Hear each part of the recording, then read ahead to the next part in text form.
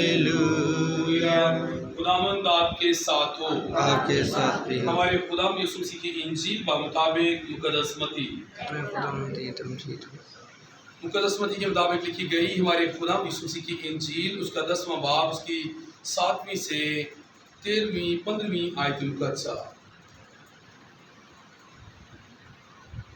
और चलते चलते ये मुनादी करना कि आसमान की बादशाही नज़दीक आ गई है। बीमारों को अच्छा करना, मुर्दों को जिलाना, कोड़ियों को पाक साफ करना, उद्रूहों को निकालना मुफ्त तुमने पाया, मुफ्त ही तुम देना। न सोना न चांदी न तांबा अपनी कमरबंद में रखना, न रस्ते के लिए थैली, न 2 कुर्ते, न जूते, न लाठी लेना, क्योंकि मजदूर अपनी खुराक का हकदार है। जिस शहर या गांव में दाखिल हो दरियाफ्त करना कि वहाँ कौन लायक है, और जब तक वहाँ से ना निकलो वहीं रहना, और घर में दाखिल होते वक्त उससे सलाम कहना। अगर वो घर लायक हो तो तुम्हारा सलाम उसे पहुँचेगा, और अगर लायक नहीं तो तुम्हारा सलाम तुम्हारे पास वापस आ जाएगा। और जो कोई तुम्हें कबूल ना करे और तुम्हारी बातें ना सुने तो तुम उस घर या उस शहर से निकलते ही अपने पाँव की घर झाड़ दो। मैं तुमसे सच कहता हूँ कि अदालत के दिन सदूम और अमूरा के इलाके का हाल उस शहर की निस्बत ज़्यादा काबिल बर्दाश्त होगा। इंजील जलील के वसीला से हम सब की खताएँ मुआफ़ की जाएँ। सभी बैठ जाए। मसीह खुदा में मेरे अजीज़ भाई बहनों, आज मैं खुदा के हुज़ूर में दुआ करूँ अपने भाई बिल्सन सुहेल के लिए कि खुदा उसकी हर तरह से मदद रहनुमाई फरमाए। सेहतियों का मसला हुआ है कि खुदा उसे शिफाए कामिल सलीमत से नवाज़े ताकि वो खुदा की तारीफ़ और उसकी हमद व सना करते हुए खुदा के नाम को जला दे। मैं खुदा का शुक्र अदा करता हूँ आप सब ज़िंदगी के लिए जो खुदा की जुल्म में आए हैं। खुदा आप सबको भी अपनी बरकत से माला माल करे। जो अर्ज़ें गर्ज़ें दुख दर्द आपके हैं खुदा उन्हें दूर करें ताकि खुदा के नाम को जलाल करे। आज की पहली तिलावत जो तकवीन की किताब से लिखी है, जिसमें हमने सुना है यूसुफ के बारे में कि खुदा का बंदा हज़रत यूसुफ जो है वो मिस्रियों के पास है और बादशाह के अहदे पर फाइज हो चुका है। आप जानते हैं कि उसके भाइयों ने, जो उसके 10 भाई थे, उन्होंने उसे मिस्रियों के हाथ क्या किया था, पकड़वा दिया था, बेच डाला था। तो आखिरकार आहिस्ता आहिस्ता वो अपनी हिकमत के ज़रिए से वो क्या बन जाता है कि वो उसी इलाके का बादशाह हो जाता है, और आखिरकार पूरे मुल्क में काल पड़ता है। तो जो फ़िरौन बादशाह है उसी के यहाँ खुराक है, किसके पास खुराक नहीं है। तो उसके भाई जो हैं रबीन या साकर या दूसरे, वो अपने मुल्क में देखते हैं कि काल पड़ा हुआ है, उन्हें पता चलता है, तो वो आहिस्ता आहिस्ता उस मिस्रियों के इलाके में पहुंचते हैं और उससे मिलते हैं। तो वो उन्हें देख कर क्या करता है, पहचान लेता है और उनके आगे एक डिमांड रख देता है। उनके आगे डिमांड ये रखता है कि मैं तुम्हें खुराक तो दूंगा तुम्हारे मुल्क के लिए, लेकिन शर्त मेरी ये है कि पहले जाओ जो तुम्हारा छोटा भाई है उसे अपने साथ लेकर आओ।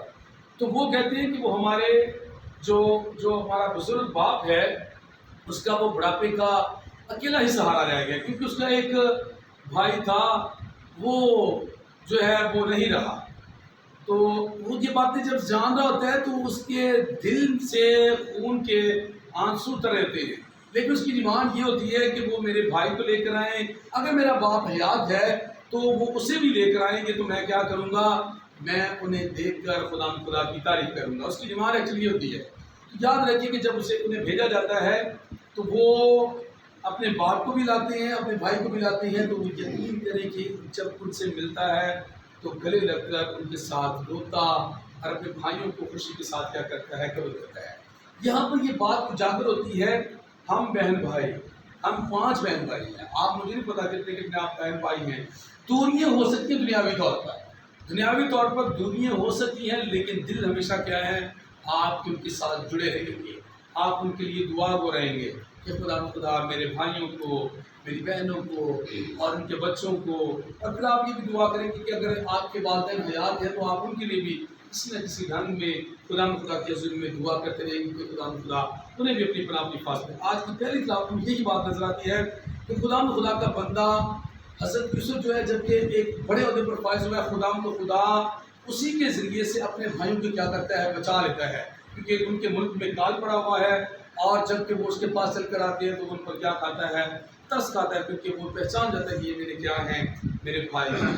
جبکہ وہ اس بات کے بھی آگے ڈیمانڈ کر دیتا ہے کہ میرے باپ کو بھی لاؤ، میرے چھوٹے بھائی کو بھی لاؤ، تو تمہیں کیا کیا جائے گا، پھر خوراک دی جائے گی۔ تو دل ضرور جو ہیں دوریاں ضرور ہو سکتی ہیں، لیکن دل انسانوں کے دور نہیں سکتے۔ اکثر اوقات میں نے دیکھا ہے کہ بھائی بھائیوں کے ساتھ اسد راز کے ساتھ نہیں گزرتے، لیکن دل ان کے پیچھے جو ہیں ان کے لیے دعا ہو رہتے ہیں۔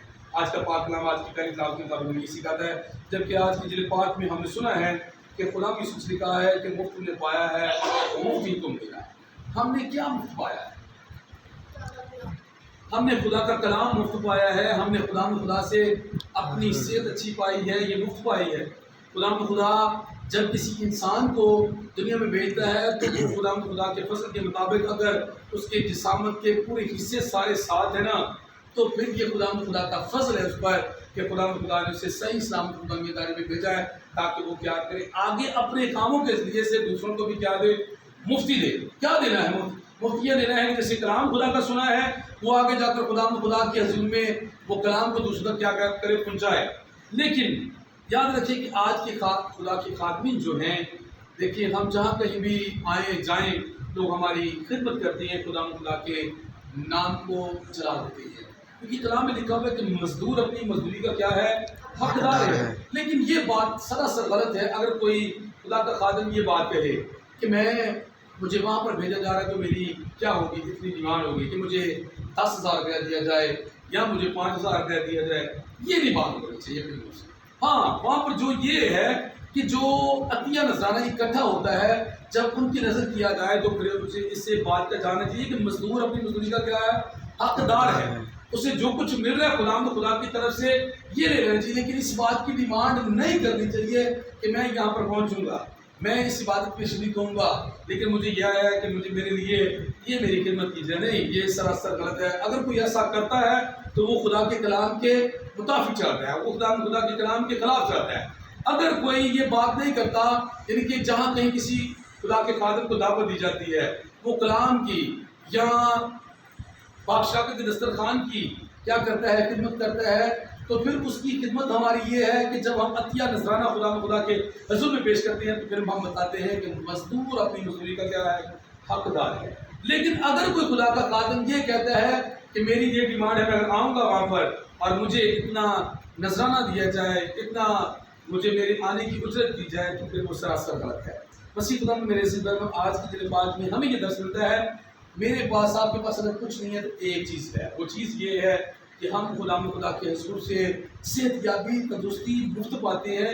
ہمیں مفتی خدا کے گھر میں آ کر خدا کے نام کو جلا دینا چاہیے۔ مفت پانے سے مراد یہ ہے کہ ہم نے اگر خدا کے حضور میں کچھ پیش کرنا ہے تو مفت چلے آئیں۔ مفت چلے آنے سے مراد یہ ہے کہ ہم خدا کے گھر میں لگاتار آئیں، کیونکہ یہ خدا کی طرف سے ہمیں ٹیلنٹس ملی ہے، صحت ملی ہے، تندرستی ملی ہے۔ اگر ہم ان کا استعمال خدا کے کاموں کے لیے نہیں کرتے، جیسے آپ لوگوں نے آج کو سویر اپنی صحت کا استعمال خدا کے کاموں کے لیے کیا ہے، تو اسی طرح ہمیں چاہیے کہ مفت خدا سے پایا ہے، لگاتار خدا کے حضور میں ایسے ہی آ کر خدا کے نام کو کیا دیتے رہے، جلا دیتے رہے۔ خدا مجھے اور آپ کو اس لائق ٹھہرائے کہ ایسا کر کے خدا کے کلام کو، خدا کے نام کو جلا دیتے رہے۔ مسیح ہمارے خدا کے وسیلہ سے آمین۔